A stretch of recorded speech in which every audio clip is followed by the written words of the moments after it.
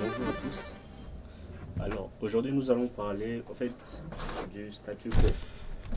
Nous allons commencer une étude sur la vision et aujourd'hui, nous voulons parler du statu quo. Alors, c'est quoi d'abord les statu quo? Alors, les statu quo, c'est une locution latine qui vient de statu quo ante, qui veut dire garder les choses à l'état où elles sont. Alors, qu'est-ce qui se pace? C'est que les gens ont toujours tendance à vouloir maintenir ce qui existe déjà. Les gens ont tendance à ne rien changer. Ils ne veulent pas changer les choses qui existent déjà.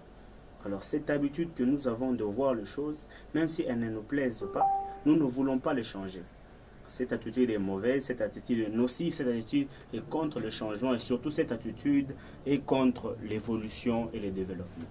Alors qu'est-ce qu'il faut faire pour combattre cela, pour combattre cette chose qui anéantisse nos sociétés africaines, cette chose qui anéantisse nous qui sommes chrétiennes.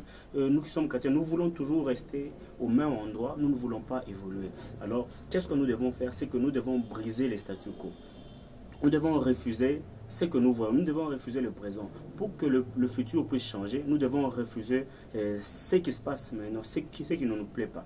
Alors, j'ai aimé ce que le pasteur Ivan Castano a dit. Il dit, vous n'avez pas d'avenir tant que vous êtes satisfait de votre présent. Alors, cela veut dire que tant que vous ne souhaitez rien changer de votre présent, votre futur ne changera pas. Alors, qu'est-ce qui se passe avec le changement? C'est que si vous ne prenez pas une décision de changer le futur, lorsque vous ne prenez pas une décision de changer, la même situation se maintient. Et quand cette situation se maintient, on a toujours tendance à la vivre au quotidien. Cela revient chaque jour, chaque jour. Parce que quand vous ne maintenez, quand vous n'entretenez pas cette situation-là, elle a tendance à s'empirer. Tout ce que vous avez à faire, c'est d'abord de désirer de briser les statu quo. Vous devez refuser les statu quo. Vous devez dire que la situation qui est maintenant n'est pas la fin. Vous devez changer. Il y a quelque chose à changer. Vous devez d'abord commencer par mettre dans votre tête qu'il y a quelque chose que vous devez changer. Après que vous l'ayez conçu, après que dans votre esprit vous ayez conçu le fait que cette situation doit changer, et alors vous pouvez passer à la deuxième étape. La deuxième étape, c'est quoi? C'est de prendre une décision. Oui, vous refusez, et maintenant il est temps de prendre une décision. Vous dites, ça y est, maintenant il est temps que cette situation change. Et vous, en prenant des décisions, vous vous fixez des objectifs. Pour que cette situation change, je l'analyse. Qu'est-ce qu'il faut faire? J'analyse, je dois faire ceci, je dois faire cela pour que cela s'accomplisse. C'est là où nous passons à la seconde étape qui est de...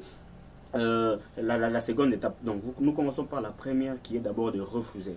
Quand vous avez refusé, vous prenez une décision. Quand vous avez pris une décision, maintenant, vous commencez d'abord par remettre en cause ce présent. Vous remettez en cause ces statu quo. Vous remettez en cause le présent. Et dites, maintenant là, ce que je suis en train de vivre, est-ce tout ce que je peux vivre? Est-ce la meilleure situation? Est-ce que je peux améliorer?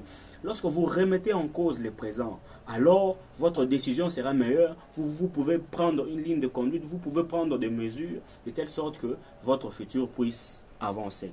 Alors, récapitulons un peu. Nous avons dit que le statu quo est cette mauvaise habitude que nous avons de maintenir toujours les mêmes choses.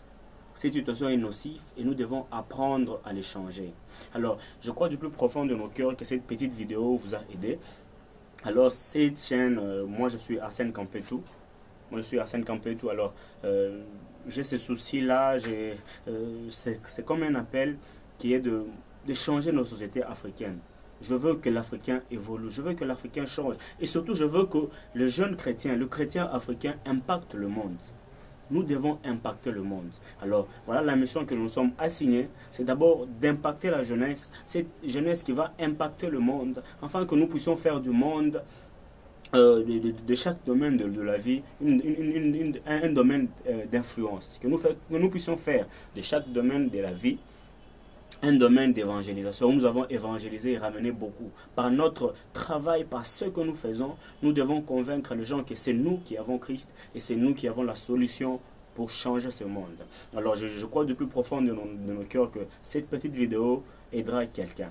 Si vous voulez entrer en contact avec moi, dans la description de cette vidéo, vous trouverez mon adresse email et vous pouvez m'écrire, vous pouvez me donner des conseils, vous pouvez me donner des suggestions sur comment je peux faire pour améliorer cela. Merci.